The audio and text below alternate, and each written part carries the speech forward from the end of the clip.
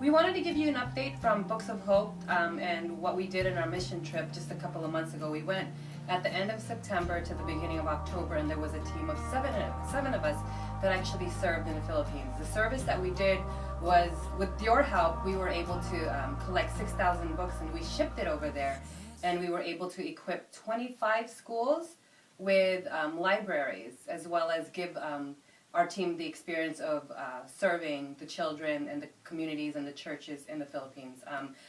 The acts of service, this has been such a blessing to myself and to the team. I've seen God do tremendous things with this outreach. Even going through the outreach, it's not easy, but when you depend on God and depend on His love and His strength, you can do a lot, and you could see Him working so powerfully in, each other's lives. When you talk about acts of service, and really it's the least that we could do. When you think of third world poverty and third world countries, it's just big on my heart to serve the people in these countries, because they are so poor, and especially the children.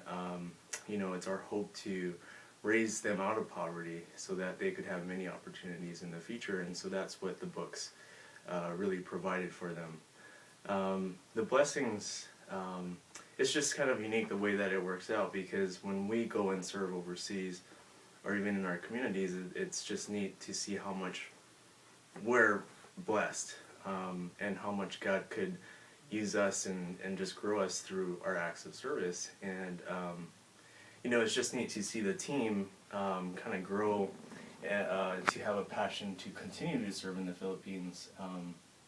The family that went with us, they now want to send filtered water systems, overseas, and that was just humbling to see how my commitment and my honoring of God was able to blossom and bring out other people's passions to serve Christ. So one of the moments that really stood out for me in this past trip was, there was this boy, his name was Joseph, and he was one of the students in the preschools, and we found out from Patty and Brian, who are missionaries living there, that they got kidnapped by one of the community drug lords. And it just broke my heart, because you just think of the different things that these drug lords could do with these children, put them on the streets, beg for money. But it was just amazing, because God answered the community's prayer, and they were able to find Joseph and bring him back into the school, bring him back with his family, and just the victory of that was confirmation that we are to serve. We are to serve other communities, other people.